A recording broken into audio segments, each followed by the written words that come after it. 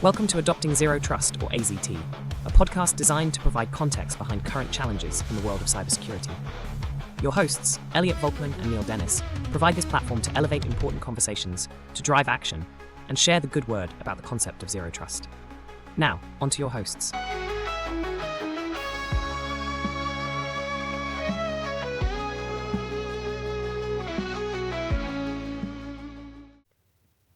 Hello, and welcome back to Adopting Zero Trust, or AZT. I'm Elliot Volkman, your producer, alongside Neil Dennis, our host, the one who does most of the talking for us. We are starting 2026. I think we're in like season 5. Let's say 5.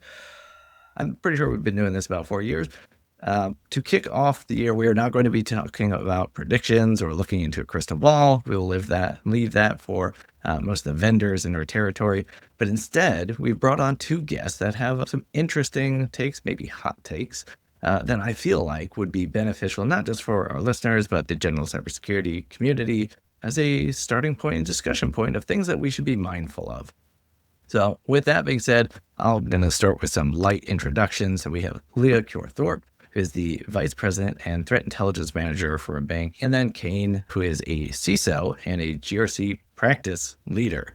Both of these folks have very diverse and interesting backgrounds, ranging from the technical side to policy and governance side, and have seen all of the lovely, interesting challenges that we are going to likely get blasted with at RSA in the coming months. So that being said, the obvious topic that I have to open that can of worms with is AI. We're not going to really cover AI because, again, millions of podcasts do that for us. So I'm going to read this little snippet, and that'll be our starting point in the discussion. Go from there. But Leah, you had this really interesting take that I feel like a lot of organizations are ignoring. So we hear from a lot of loud voices in the room that the perimeter is gone, but I don't know if that is really the case. So maybe I'll just kind of lend it off to you and you can share your perspective, and then we'll take the conversation where it goes. Yeah, absolutely. So I feel like I've been reading, part of my job as an Intel analyst is just reading all of the reports that come out at the end of the year. It's a forecast report. This is what happened in 2025.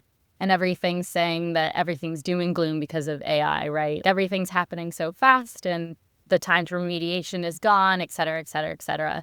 And so I think we've been talking a lot about how our organizations have squishy interiors and it's no longer, we don't need to worry about the perimeter because it's going to be exploited anyway. But I think that it's, I don't know, I think it's something that it's not a new issue, right? All of these things that we're looking at, all of these challenges that are coming up with AI aren't specific problems that are new. It's just reprioritization of everything that we have to do. And so looking at the problem from a different point of view of like, how do we even manage that? How do we look at that? So that's where I was thinking about that for 2026 is what does that even look like? And I honestly, if I had the answer, I'd probably be making more money than I am now. But yeah, I'm curious your takes on that, of what that looks like. You raise a really interesting point about the squishy interior and the ephemeral perimeter, predominantly because of the return to office that we've seen, the large RTO motions where companies have previously possibly de-invested in their local network infrastructure and their local network defenses because during the plague years, nobody was there. That was just not a thing unless you were in manufacturing, aerospace, and defense and some specific things where you cannot take a jet plane home and work on it on your coffee table because problems happen. Also, it doesn't fit through your front door. But I do think that there's might be a new round of investment as companies do recognize, hey, not only do we need to have adequate office space and maybe adequate computers for people, and chairs for them to sit in, and boy, the coffee would be better. But also, they need to have some local level of network defense. I recognize that might not sound fashionable these days, but every endpoint can't be running everything and get any kind of acceptable level of usability out of it. Yeah. And that shift happened so fast, right? I think that there was just like, let's throw infrastructure up and figure out how to live in this new environment. And now 5 years later, 6 years later, we're looking back at saying, okay, what do we need to do to fix some of those things? One of the things I was just going through the other day, I'm sure you guys read it, the Verizon data breach report that comes out every year. I'm a big fangirl of it, but in that report, they go through the change between VPN and edge devices that have been targeted compared to last year, and it increased 3% to, I think it was like 22%, significant increase. And I think it's obvious, right? It's obvious why that type of technology is being targeted, but I think it's just going to continue as we move forward, even with the return to office. Yeah, but the reason that it's being targeted, just for those who are listeners and didn't track what Leah just said there, the reason why is you can go buy these things, right? It is not, you can go buy yourself a Cisco or a Fortinet or name any vendor at this point that sells a thing that's a physical device. I guarantee you, they have bought those, they have spun them up in China. They are attacking them all day long in China. And I think one of the more interesting challenges for CISOs to really work through is, do you need to have a technical controller, a detective controller, a compensating control against a VPN? Because for a while there, guys, we thought that VPNs were the control layer. Look, we're just going to let people into our network and they're authenticated and everything's fine. And when you can drop shells on these things and name me a vendor that hasn't had a CVE of some stupid number recently, and I'll go check and you'll find out you're wrong. This is just our modern hellscape that we live in. So you need to have more layers of controls than just going, yeah, it's fine, it's a VPN. They can connect in, or hey, we've got a firewall, guys. I remember back in the 90s where that was a big deal, right? You had a firewall. Hooray. Turns out that doesn't work. So I'll bring up something, I think, Kayne, that you mentioned in your first statement, the EDR endpoint disaster that is here. And Leia, you alluded to this as well. We spent years trying to figure out how to secure somebody else's home network, at least at the laptop layer, the edge device, the in-device layer. And now we got to bring it all back in. Some of it, I see some of it bringing back in dirty devices like we were worried about. So the last year and a half, 2 years, we've had this massive workload come back, but they're bringing back their home devices that haven't been really looked at very well beyond just what's happening within maybe the browser interface or something less. So I've seen personally a decent amount of that. Bring back your company laptop that's basically been your personal laptop for 2-3 years, and what are you bringing home with it to the corporate network that's been waiting? And then add to that EDR, XDR fatigue. To your point, like I think you mentioned, just an inundation of, and actually Kayne, inundation of logs and things that we have to look at through all these different cloud services and stuff like that, right? There's most of these tools are claiming to be secure by design now in respect to their cloud counterparts. And then you go ask them if you can get logs for your particular instance, especially if you're in your own little fiefdom, right? And what do they come back and say? No, you don't need to. We're SOC 2 Type 2 compliant, or we're ISO pick a flavor or whatever, right? You don't need to get logs to your own box that we already have isolated that you could technically get logs for and monitor for security. And most of them won't even open up logs for anything beyond just logins themselves to the UI, right? So I see that as a big problem. All these cloud security devices that 10 years ago, we would have been allowed to secure and monitor. Now we're not allowed to secure and monitor, or if we are, the amount of data is just crap to begin with. So I'm curious y'all's thoughts on that flow of access to that data to begin with and relevancy. What I'm hearing, Neil, is that Dell's new Copilot Plus PCs, which completely are not spyware because recall, are going to be a hot seller this year because as people bring in, what did you call them? Dirty laptops, like that term. Yeah. Say that I used to run teams in adversarial nations where we had manufacturing capability. And I won't say China out loud, but let's just speculate. There were some countries in the world that would like to steal your intellectual property. And being in manufacturing, the thing you get access to is industrial chippers and industrial shredders. And we had a real simple return to office. Like anytime a device came back from a foreign nation that probably wasn't that friendly, we would put it in an isolation chamber. We'd watch the network telemetry for a little while, and then we'd just drop it in the shredder. And it was so much fun. It was cathartic to watch these things. Please take your lithium-ion batteries out because the fire suppression you need for those is hard. But I think that's actually a fairly good protocol too. If companies are doing an RTO, segment those devices. If you want a use case for zero trust, not the product that you buy that is a router with a sticker that's got a blue shield and says zero trust, but an actual zero trust strategy, network isolation on these devices, see what's going on, and that might give you some better actual intel about what threats your organization is currently facing. And then decide, hey, do we format this thing? Is it a BIOS issue, or is it just time to refresh our fleet of computing devices anyhow? And minor tangent for those who don't think this is a problem. research out those wonderful little TV dongles that were being passed around on Facebooks and socials for your parents and your grandparents who don't know the internet very well to get free TV. And maybe you partook in one. Little side note. And then you tell me if your laptop is still secure on your own network. So Leia, your thoughts on that? Edge device security, the growth, return to office. How crappy is this for the reality? I think it's tough because it's like the overhead, you're like, oh, BYOD, that's great. But then from a security perspective, we're like, oh gosh, no, let's think about this more. What can we do? I don't know. I think especially some of the things that I've been reading, you're looking at info stealers, like that has been on the rise significantly, and targeting, I don't know, thinking about all the NPM packages that that has been huge in the past year. When you're talking about your developers who are working on these things, I don't know. I think it's a little bit intimidating to think about bringing those devices online, and you just don't know what access they have and what is behind there. You do have to do so much legwork to figure out, okay, is this device okay? Do we want this to be touching our environment, our things, accessing, authenticating in? Or are we opening ourselves up to significant risk? And I think that it's a question of risk appetite. What is your risk appetite when you're looking at these types of onboarding processes? Because sure, yeah, you might be saving money, you might be you might be allowing people a little bit more flexibility in their life and making your people happy, but what's the return in that space? The other thing to bear in mind is I think this horse already left the barn and is way down the causeway at this point. Companies that have already done their RTOs, I sure hope that they had this conversation beforehand. I sure hope that their CISO led that conversation about the business risks, because you just mentioned some technology risks. The question is, what's the risk to the actual business? An info stealer itself is not a risk. That's some technology thing. You just lost me on that if I'm a CFO. What is the thing that's going to happen? Are we going to lose reputation? Is it going to steal our manufacturing plans or our intellectual property? Is it going to steal our source code?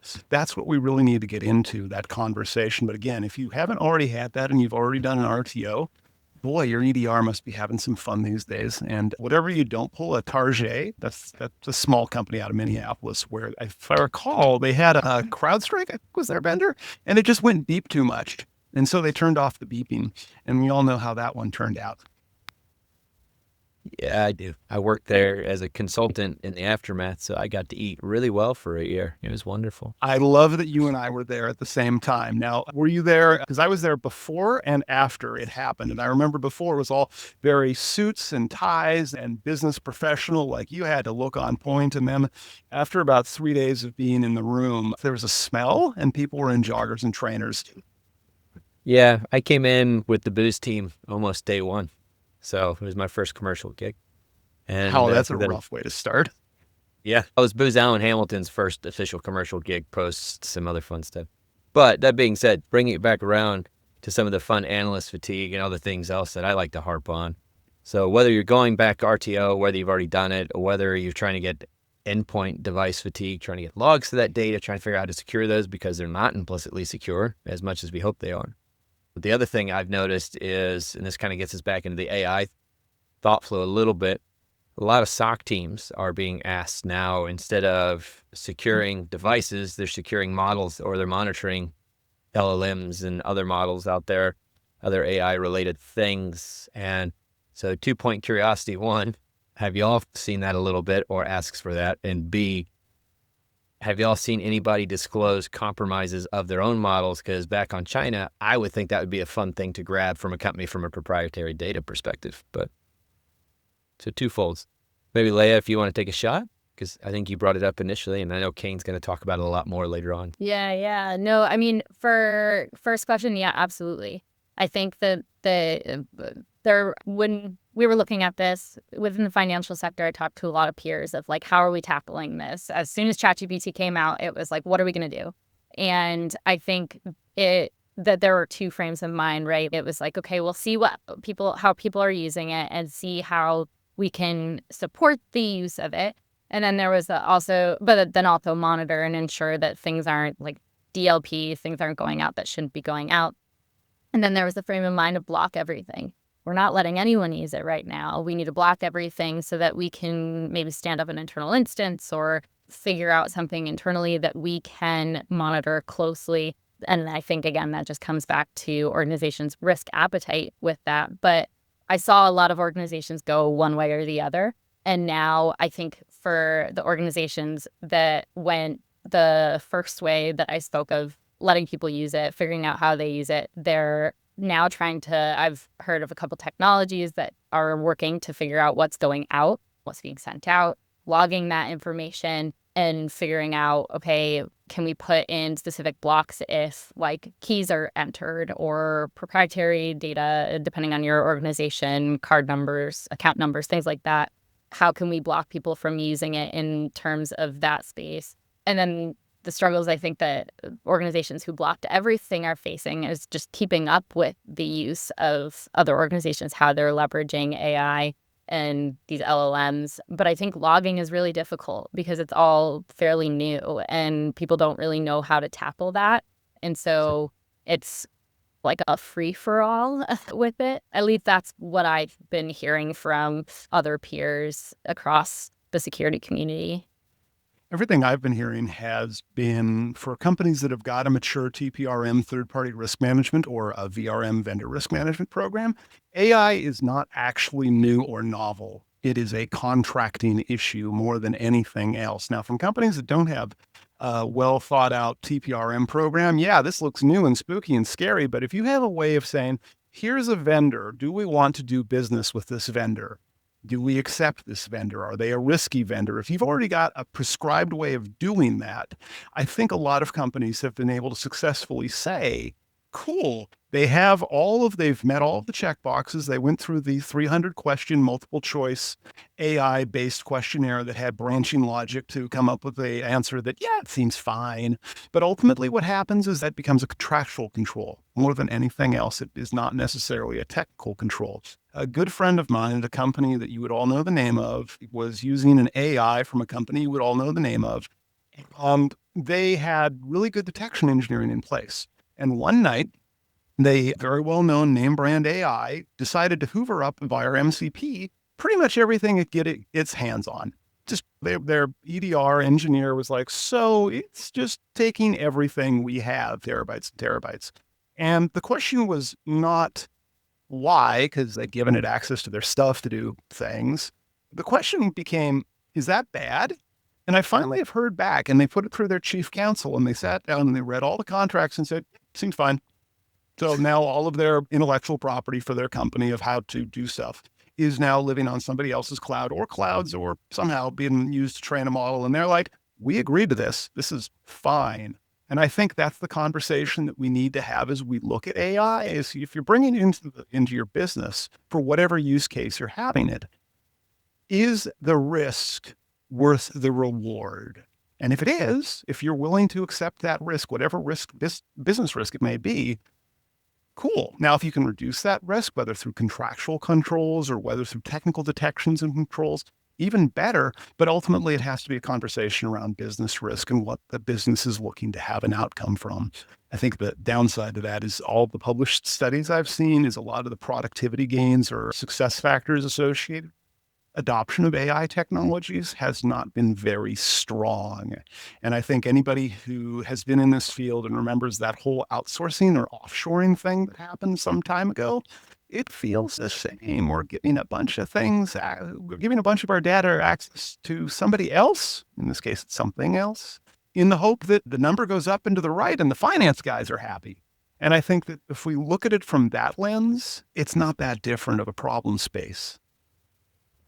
I guess I'll be one of the ones to say it. I don't think AI security is a thing in the sense of what's being billed. It's just being relabeling AppSec at the true sense and making it try to look shinier. AI, throw that on everything. Thank you. I was about to say this as well. The agentic AI movement, one of the things that would probably bother me or worry me a little bit more than just the current models as a whole would be the agentic side and trying to find detections in my system for when my workforce is using an agentic AI to help do their things beyond what's officially allowed or even allowed at all.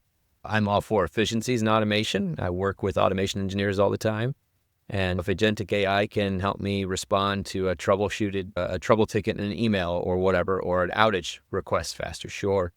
But trying to find the right lanes between automation, pure automation, versus just trying to replace yourself for a paycheck and highlight that fun stuff and open up that security door for those models, for those specific things. But I think the other thing on go ahead, Leah. Oh, good. I was just going to say, you're setting up an identity, you're creating permissions, you're allowing it to access so much, you're trusting. It's this new trust relationship that you're creating, and you're allowing it to make decisions for you down the line. And that's, I don't know, to me, it's intimidating. It's in a beautiful, perfect world. It's amazing. But then if you think about how it can be exploited, it's terrifying. so this gets us into another fun piece. It's identity, who we are, what we are online. There's been companies for years that have been trying to sell access, identity-based access for biometric things, all the various fingerprints through how you type, voice, right, whatever, right? All these things that prove you are who you are. And now we're voluntarily giving some of that up to these AI bots of sorts, these creatures that we don't want to name outright. So I think those fingerprints of who we are become very important, more so now than when we were trying to use them as a security input. Because now if I can get who you are, who you say you are in that bot, then what's to stop me from having even better accesses once I'm in the system, right? Because I know what your fingerprint looks like more holistically. And I can run that automation through some kind of agentic AI to be you and do all the things that I would normally have to take a couple of days to do or months, from the social engineering to all the other engagements that go with access, right? So And that's one of the things I'm worried about. Yeah, I think detecting that is really difficult too. How do you identify that that's you versus me? Yeah. Who owns the fingerprint as well at the end of the day? We're going to have repos for checking out who you are, altered carbon style. Pull the disk out, stick it in the laptop. All right, you're good. Type in your FIDO, you're good. Kayne, I think you had something else that you may have wanted to add a few moments ago. Yeah, I would just go back on the agentic AI and on workflows. And I love the idea. I love the premise. There's a finance journal. I have to finish reading the article. Long story short, we're, as IT folks, are classically good at building. They're not so great at documentation. And the thing that they really suck at is turning off things. And this is why we have, in the year of our Lord 2026, we have COBOL on mainframe still. And you think about that and go, cool. So what if you stood up your AI workflow to do, I don't know, credit score analysis to make lending decisions? And then at some point you decide, cool, we're going to swap out the model and we're going to get rid of the old one. I think the problem that organizations really aren't thinking of is the regulatory aspects of that and the legal aspects of proving that you have a decision chain written down that shows how did that model, which was in itself ephemeral, how did it make that decision? And then when it gets brought up in court 3 years later and the model no longer exists and the hardware no longer exists and none of these things exist, do you have a way of proving you were doing the things right? Again, this comes to boring documentation stuff, but if we don't do this, as organizations or states like Illinois has a biometrics thing, Neil, to your point, they are getting very hard into biometric enforcement. I think there's a number of call recording companies that they're going after. I think that's going to produce some very interesting outcomes that technologists just didn't think their way through. And so as we look at adopting any kind of technology, whether it's agentic AI or whether it's new laptops for everybody who's returning to our offices, we have to think of full lifecycle management. If we're not thinking of that, we're ultimately failing because we're going to produce a long curve tail problem that nobody wants to go fix. And I hear retirement's a thing. I hear it's something that some people do, allegedly. If you work at a unicorn and they go public, that's what happens. And for the rest of us who have to care and feed for this stuff for decades afterwards, please don't do that. Please leave us some notes. That would be favorite. I think that's funny that you mentioned the insurance pieces and whatnot. There's two things. I read an article very briefly about auto insurance using some sort of AI, not just to interact with the person, but to make the decision on the claims initially. And that's nothing outwardly new in the sense of automation. Once again, automation's been there for a while. But to your point, when it's a model that's going to be there only for a year, it's going to get updated and outsourced and tore down for something newer or better. And you do have this lawsuit that comes out of it.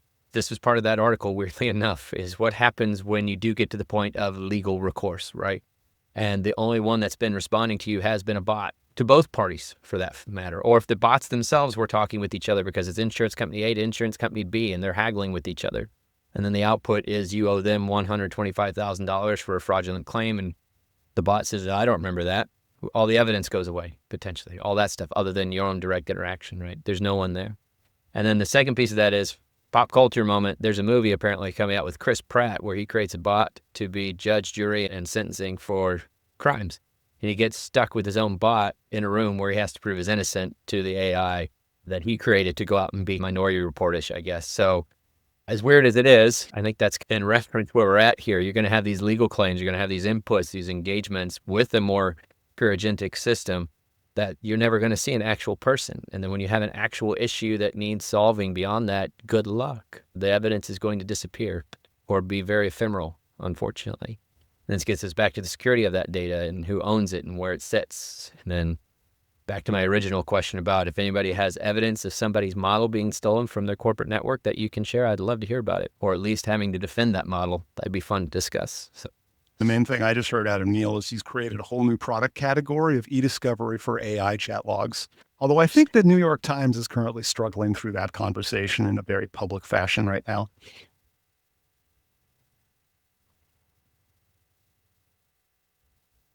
So I think any more thoughts on, I guess we were talking about, once again, back on endpoints and SOC fatigue and AI taking over the world and stuff like that. I know Kayne has a little bit more focused topic on the AI piece that we can maybe transition into, perhaps. Leah, any other thoughts before we do? I'm good to shift over. That sounds Cool. good.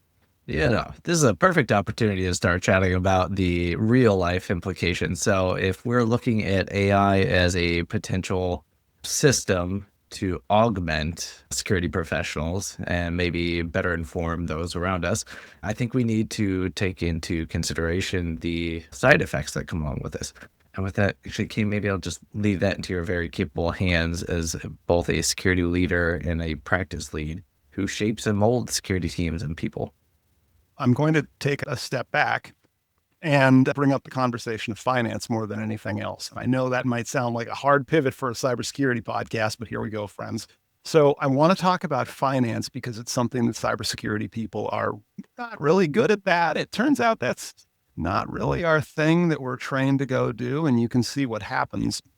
And right now we are in a market cycle of efficiency. And there's really two predominant market cycles, efficiency and productivity. Now, productivity is getting your existing people to be able to do more. Efficiency is getting less people to do the same. And that's our basis there. And the reason that this ties into cybersecurity is right now, all of the boards of directors and all of the investment firms are asking for efficiency gains. And there's a few ways that you can get efficiency gains. One way is that you can have less people do the same amount of work. The other way is that you could just not hire more people and you could find a way to get people to be more efficient at what they're doing. The way that you get to doing more efficiency then is, how do you have less people? You could do return to office, right? Cybersecurity people notably do not want to be stuck at their desk at 3 a.m. doing incident response because they could be doing it from their house where the coffee is presumably better and the seating is probably more comfortable. Or they could do it from an office, which they don't want to do. Or you could say, we're going to use AI for making this efficiency gain as well. The challenge becomes, as we look at efficiency now at an economics perspective, you have to look at which departments are productive and profitable and which ones are not profitable. So let's take two examples. We'll take sales and we'll take cybersecurity. Sales, a CFO can look at it and say, cool, so the sales department brought in X amount of revenue. We gave them X amount of money, salaries, bonuses, maybe a trip to Cabo for club. They brought in this much amount of revenue for the company. Easy. You can make some pretty simple discussions there around who met quota, who did not make quota. Simple. We then look at the cybersecurity department and we gave them money, and what did they do exactly? I remember they asked for money. They seem to pivot out awfully frequently, and I'm not quite sure what they do. And that's the problem that CISOs face right now. At a macro scale, if you're at an organization where cybersecurity is considered to be a cost center, not a profit center. It's just some unhinged level of IT. Because you can even look at IT and say, we gave them money, they built us a system. The system helped generate revenue. We're happy with IT. If we look at cybersecurity, there is very rarely an analogous conversation that can happen. And so when that efficiency lens comes, and I guarantee you, if it hasn't hit you yet in 2026, it's just a matter of when, not if, you're going to be asked, how do we make this more efficient, right? How do we get more out of our existing staff? Or how do we get less staff? And that's where AI can come into the conversation, because there are AI solutions out there. Some of them very good. Hopefully some of them are very good technologies. I'm not an AI doomer by any measure here. That will say, instead of having, I don't know, let's do a simple math here. Let's say you've got 8 analysts at $100,000 a piece, right? The 8 tier 1 SOC analysts at $100,000 a piece, loaded cost 40%. That's $1 million or so. I just did live math on stage. So you've got about $1 million of cost there. If a vendor comes in and says, cool, so we can take those 10 SOC tier 1 analysts who just do checklists all day anyway, just basic incident response. And we can replace that at a cost point of $200,000. That's $800,000 in efficiency gains, right? And plus those analysts, they tend to leave after a couple of years anyhow, because that's what tier 1 analysts do. It's how you grow in your career. Now, admittedly, the vendor will tell you, you need some senior folks to keep an eyeball on this thing, because obviously you don't want an AI that's hallucinating. So we do need to have some senior folks. That sounds really good for the first quarter. And then maybe the underlying AI model changes. And I have some friends where the underlying AI model has changed and the output is still really good. It's just a totally different format. And so your senior people now have to update all their habits and scripts and whatnot to be able to deal with the new form of output. But if you go forward a year now, if you go forward 2 years now, where do we get senior people from in cybersecurity? They just don't crop up overnight. You get senior people by them having been junior people. And so if we say we won't have junior people at all because we'll have an AI do it and we'll just have senior people watch the AI, that efficiency becomes self-defeating. The catch is you have to have an organization that's not tied to a quarterly number and looking for how do we make number go up and to the right because people happy. That's the risk that we're currently facing right now for CISOs who are not able to articulate the value of their solution and that they're providing to the business. Now, I'll pause there because I'm on a bit of a tear here, but I do have a way to actually address that problem as opposed to being like, oh no, everything's on fire, because nobody has time for that. Everything's always on fire in this industry. I think that's where we say, welcome to Kayne's TED Talk and do a little mic drop. Can I give you the quick answer on how to solve it? Yes, let's do that. This is going to sound heartless and dispassionate too. This is going to sound like business stuff, like I've got an MBA, which I don't. So the way you solve it is this. Find what are your controls. Neat. Find what are your systems. Great. Cool. Put a name next to each system for each control. Elliot is responsible for the EDR solution that supports this line of business. Neil is responsible for the network that supports this solution, accounts payable, for this line of business. Right? By doing that, you can then show direct impact of an individual, which is what they have in sales. It's what they have in finance. It's what they have in marketing. It's what all the other departments have. And by showing the cost associated with their salary and that cost of control, we tie it back to revenue. How much money did accounts payable make? How much money did marketing make? How much money did whatever key business systems you have? By having that direct correlation between these people support this system with these controls that generates this revenue, if a business leader says, we want to take that controls anymore, cool. So how much revenue did you just put at risk? Is it $20 on a case of beer or is it the entire company's revenue stream? It becomes a math conversation. It doesn't become a conversation about people or ethics or morals. It becomes a question about what is the most efficient use of capital. And sometimes there are roles out there that, maybe some of your listeners have been BDRs. What a degrading role to start your sales life in. You are smiling and dialing, especially in cybersecurity where we're all skeptical AF anyhow. Nobody wants to do that for 6 months. You can find an AI that'll do it just as well. Cool. Easy. Makes a lot of sense. Probably going to do better profitability. We have to be prepared for these conversations as cybersecurity leaders, because if we're not, the people who are in charge are going to make the decision for us. And it's not going to be based on risk. It's going to be based purely on a math equation. We need to raise to that level of math. Yeah, I think that's the fun part that Intel crew, like myself and Leia, have to worry about as well, is how do we contain justification in the right buckets and how do we maintain awareness of that? Because not just from an Intel perspective, but from a program perspective as a whole, justifying your existence in the Intel career field in an enterprise organization is always a constant battle, even when you're saving the world for them. Doesn't matter. So Leah, your thoughts on and some of the workforce displacement? Yeah, I don't know. I think absolutely it's a numbers game, right? It's math. It's saying that this is how it is. But I think risk comes into it a lot. I think that there's an emotional piece of it that a lot of people are nervous about when you're talking about cybersecurity, and being able to tell that through a storied lens is incredibly important and valuable. And so being able to tie some of painting the picture of what that threat landscape looks like to executives and filling in the gaps of the unknown to them with a way that they can understand it is really helpful. But I think your take is really interesting, Kayne, because the emotional person in me is like, absolutely, yeah, you want to tie it to what's critical, what's important, the risks that we're seeing out there. But it is when you're having those conversations with the executives and leadership, it all comes down to numbers. That's what's the biggest thing that they want to see and want to hear. And so how can you quantify it when you're having those conversations in a way that's very clear? It's difficult, but it's a good take on it. Absolutely. But also, I think as senior cyber leaders who are listening to this, is our responsibility this year, because we are at an existential risk. We have had information security or cybersecurity or whatever, depending on which part you came from. We had this for decades now. We have not been a very good way of describing how we are benefiting the business. And this is the point where we've hit.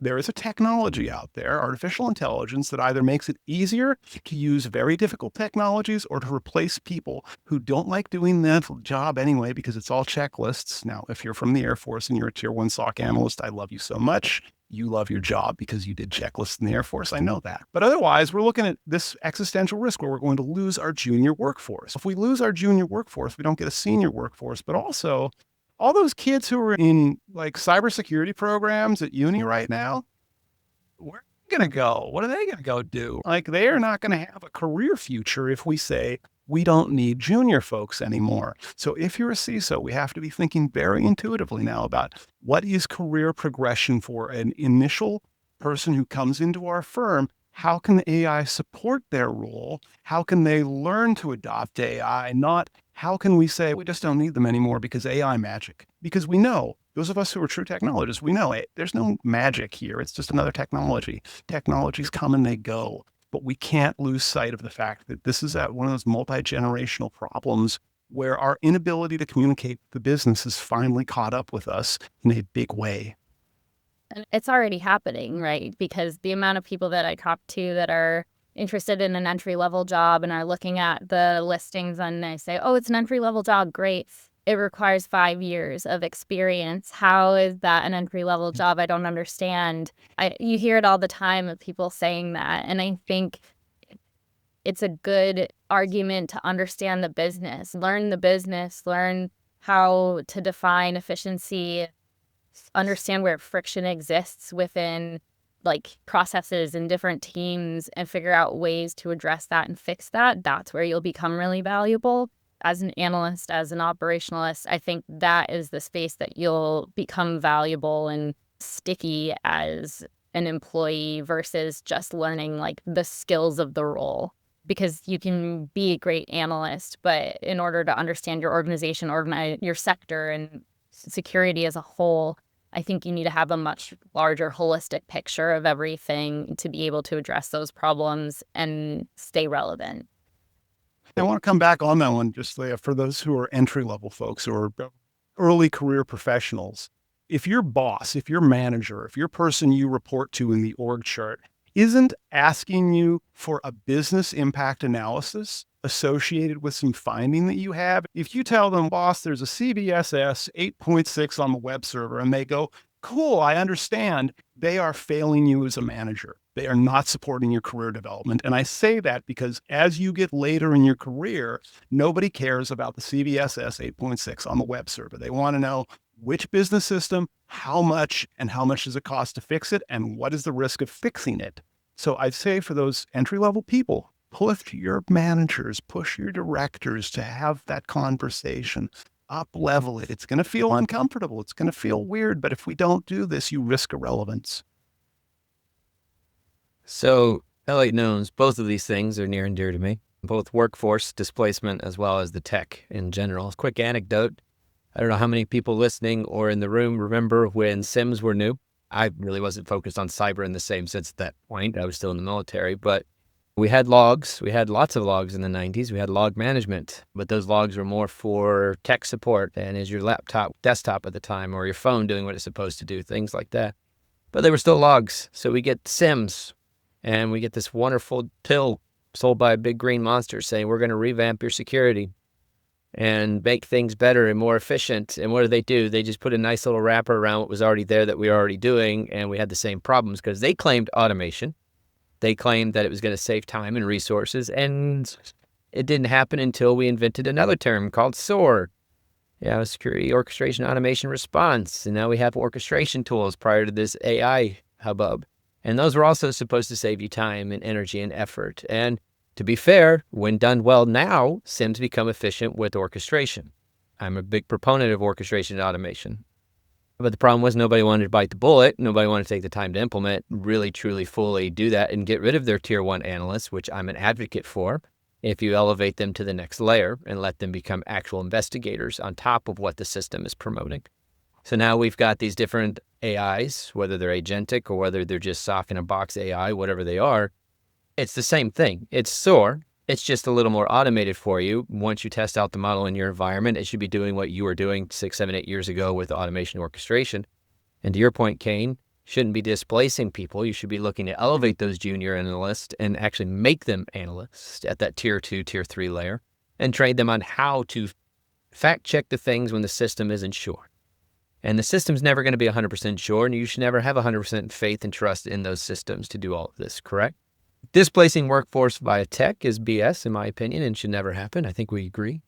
And elevating those workforces to where your day one job is now learning how to respond to the ticket that the system created and actually be investigative in your approach. Do I think it will save resources in a SOC? Ultimately, it should. Yes. Do I think it gets rid of your current SOC? And if you've done that, you are wrong. I'll be very blunt. And you should not have done that.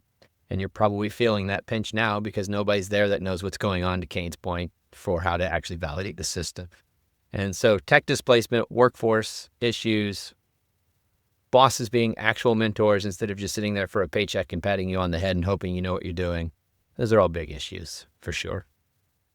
The other thing you brought in, Neil, and I will just a shout out here for those of you in the Intel community. I hope you're listening. When you decide to join a civilian workforce, try and teach us civilians about the intelligence cycle, because gosh, that goes a long way. And Neil, you know this joke. If you get 3 intelligence analysts in the same room and they all agree something's gone horrifically wrong, because that's not a real scenario. If 2 out of 3 of them agree, it's probably fine.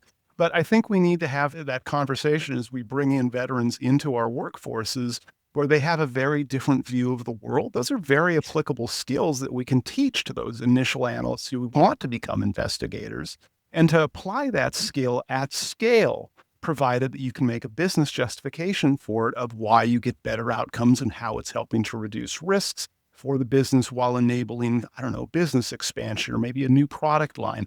We have to tie it back to a material outcome that somebody with CFO or C-level is going to care about, because otherwise it sounds nice. This is all unicorns and rainbows, but in practice, it doesn't add up. Yeah, I've never met another Intel analyst I could agree with. So that's the nature of the beast. It has to be. No, of course. But that's part and parcel. And that's the things that I miss about being on the enterprise side, is having someone like that, you're going to argue with just because they want to argue, and it's okay. Different topic, different storyline, but your thoughts on that stuff. You have to push back, right? And that's the whole point of some of the things that you're reporting on, is to say, this is wrong, or this can be improved, or we need to be doing this. Yeah, it's crucial in Intel. I think, Kayne, one thing that you were saying, I think is really important, kind of going back to some of the entry level or early career. I think so many people struggle with that business justification, right? Like, how do you define that? Where do you even get to that? And that's not part of my job. That's not part of what I do day to day. Like, I don't know, why would I be doing that? I think that's how people think a bit. And so I think pushing themselves more to figure out what that means, what that would be, and just convincing yourself that it is relevant to your role, even if it doesn't feel like it, if it doesn't feel natural. I think that's really important and valuable. And I think people need to do more of that because it doesn't, I don't know. I think when I talk to people, it just doesn't feel natural or part of their role or necessary. Like, why would anyone want to hear from me at this point? And that person probably knows it better than a lot of people of how they can be efficient, how it's valuable, and why it's important. But I also think you raise a really good point, Leah, in terms of early career professionals. And this is the same advice I give to senior to CISOs who are in the chair for the second time. Go make friends with the rest of the business. Now, I recognize a lot of us who are in the cybers might be a bit introverted, just a smidge, and it might be uncomfortable to go to a different department's floor if you've done an RTO, or to set up a meeting with somebody in a different department with you via Zoom to have a chat. But it gives you a lot of context, and it also helps build mutual understanding. If you know that this is a system you currently work on, whatever system it might be, maybe it's the accounts receivable system because you're supporting some finance thing for Sarbanes-Oxley or whatnot, right? Go find out somebody who works in that department. Go make friends. What do you do all day? What's your job like? What's that about? And what it does is two things. First of all, from our perspective, from cybersecurity perspective, we understand now what the business people care about, which if we don't understand what the business people are about, see what Elliot calls my TED Talk. But the other thing is it humanizes us as people. Cybersecurity folks are not these dark hacker in a hoodie. It turns out that I found out the reason why people wear hoodies is because data centers are cold. I never was the one for the hoodies, but apparently data centers are really cold to be in. And anyway, we're not all like that. And having that humanization of we are trying to help you more successful in your business, whatever your line of business or your function may be, again, that only has mutual benefit across the board, rather than being some faceless amorphous troll that like you work like the Morlocks underneath the world and you help keep things running. We don't want that vibe because we've been doing that vibe for 40 years now and it has not worked out well for us all. Yeah, that line of communication is huge because then you understand the business line and what their goals are, objectives are. You understand how they function, and maybe what you once thought was they don't want to work with you is actually because they have a ton of issues that they're facing with and are dealing with. And maybe that's something you can assist with. And then on the flip side, it allows them to feel comfortable communicating things to you versus just being like, oh, I have to hit a phishing button if I want to talk to security, or I'm scared to bring anything or raise anything up or flag anything because it maybe looks like I'm doing something wrong, or I'm stupid because I didn't realize this type of thing. And bridging that gap in that, like, the communication is beneficial from both sides. So I'll bring up comms-wise something I promoted at one of my consultancy gigs. People who cry wolf, obviously there's a limit. People who cry wolf get a pat on the back, especially when they're right, to an extent.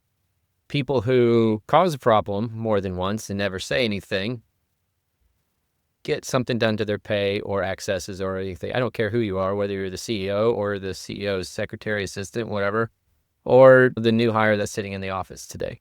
Funny enough, the idea of punishment for lack of action or being the cause of negative actions on the system panned out for a while, and then the CEO did end up becoming one of those victims of that policy that he himself actually signed off on. And he did the right thing. He promoted it and said, you're right. I messed up personally myself to the letter of what you've written more than I should have. So yeah, my access is denied. And what he do, he obviously made his assistant do more of the work. But regardless, I'm for punitive systems for net negative impact. Crying wolf to an extent is a time to learn. And it's an education moment, just like when something does happen and you report it. And I like those who are willing to at least make an effort to say something's wrong and you get to tell them why it is or isn't. And then hopefully they do learn from that. If they continue to do, that's a whole nother topic. We're going to take them out and flog them in the streets, and they will be forced to eat from the leftovers of the cafeteria and not from the fresh line. So, and they will never do it again. Never. Obviously, forever. We'll replace them with an AI. Yeah. Here we go. Problem solved. It all circles back around. On that lovely note and slightly vivid picturing there, I think that takes us to the end of the conversation, although there are so many other pathways that we can probably pull this. So, Kayne, Leah, thank you so much for joining. I think this has been really interesting and it's going to be beneficial for obviously our listeners and the cybersecurity community. I think these are going to be topics that don't just align for 2026, but probably just for the foreseeable future, because it's always going to be impacting the general space that we live in. So thank you all. We will be back with another episode in maybe 2 weeks. So we'll see. Thank you for listening to AZT, an independent podcast. Your hosts have been Neil Dennis and Elliot Volkman. To learn more about the series, catch past episodes, or about Zero Trust, go to adoptingzerotrust.com. You can also subscribe to our newsletter for additional insights. Viewpoints expressed during this show do not reflect the brands or employers of our hosts or guests.